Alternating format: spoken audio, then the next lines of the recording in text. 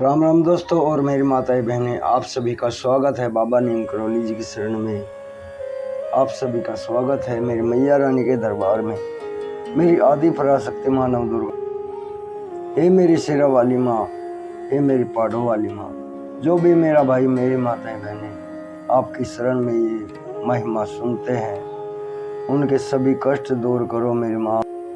तेरे दरबार से कोई खाली ना जाए, यही मेरी प्रार्थना, यही मेरी अर्जी। जय माता की, जय बाबा नीम करौली महाराज जी की, जय श्री राम, जय हनुमान जी की, जय शिव शंकर महादेव, जय श्री गणेश भगवान जी की। ओम श्री सर्वदेवाय नमः। राम। दोस्तों और मेरी माताएं बहनें, आज हम करते हैं श्रीमद् वाल्मीकि रामायण किष्किंधा कांड का 57वां सर्ग। अंगद का संपाति को पर्वत शिखर से नीचे उतारकर उन्हें जटायु के मारे जाने का वृत्तांत बताना तथा राम सुग्रीव की मित्रता एवं बाली वध का प्रसंग सुनाकर अपने आमरण उपवास का कारण निवेदन करना। पूरा सुने मेरे भाई। श्री राम प्रभु की आपके ऊपर सदैव कृपा बनी रहे। हनुमान जी, बाबा नीम करौली जी आपके घर में सदैव सुरक्षा प्रदान करे, यही मेरी प्रार्थना। जय माता की, जय श्री राम। शोक के कारण संपाति का स्वर विकृत हो गया था।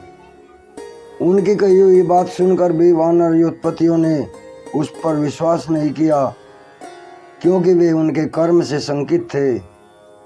आमरण उपवास के लिए बैठे हुए उन वानरों ने उस समय गिद्ध को देखकर यह भयंकर बात सोची, यह हम सबको खा तो नहीं जाएगा? अच्छा, हम तो सब प्रकार से मरणांत उपवास का व्रत लेकर बैठे ही थे। यदि यह पक्षी हमें खा लेगा तो हमारा काम भी बन जाएगा, हमें शीघ्र ही सिद्धि प्राप्त हो जाएगी। फिर तो उन समस्त वानर योत्पत्तियों ने यही निश्चय कर लिया। उस समय गिद्ध को उस पर्वत शिखर से उतारकर अंगद ने कहा, पक्षीराज, पहले एक प्रतापी वानर राज हो गए हैं, जिनका नाम था ऋक्ष राजा। राजा ऋक्ष राजा मेरे पितामह लगते थे। उनके दो धर्मात्मा पुत्र हुए, सुग्रीव और बाली। दोनों ही बड़े बलवान थे। उनमें से राजा बाली मेरे पिता थे। संसार में अपने पराक्रम के कारण उनकी बड़ी ख्याति थी।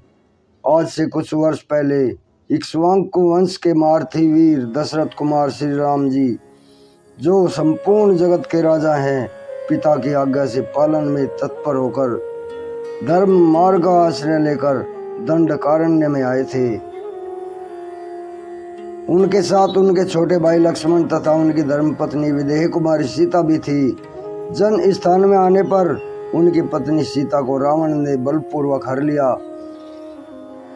उस समय गिद्धराज जटायु ने, जो उनके पिता के मित्र थे, देखा कि रावण आकाश मार्ग से विदेह कुमारी को लिए जा रहा है। देखते ही वे रावण पर टूट पड़े और उसके रथ को नष्ट भ्रष्ट करके उन्होंने मिथिलेश कुमारी को सुरक्षित रूप से भूमि पर खड़ा कर दिया।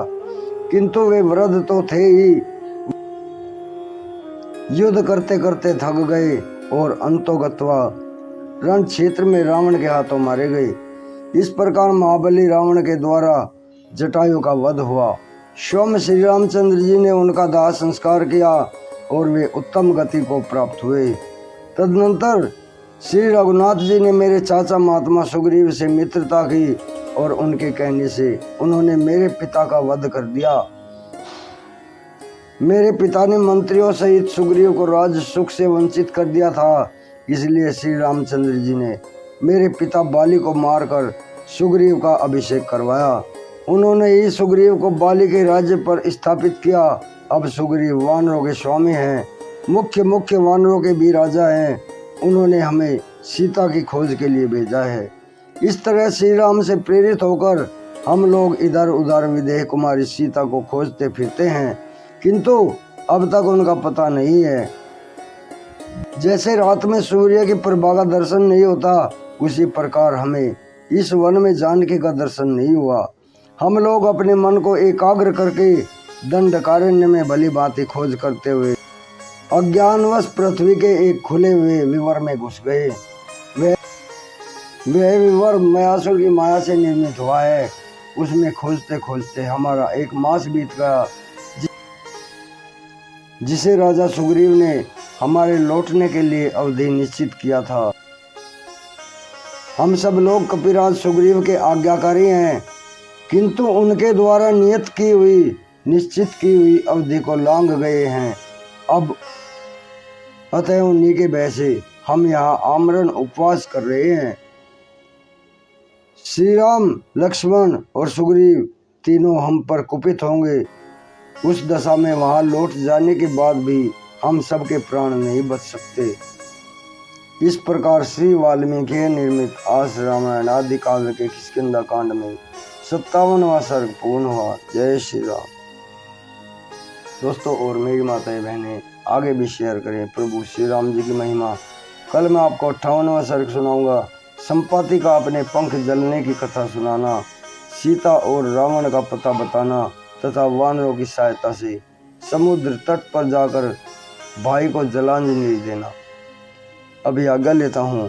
प्रभु श्री राम जी, हनुमान जी, बाबा नीम करोली जी आपके सभी कष्टों को दूर करे, यही मेरी प्रार्थना। जय राम।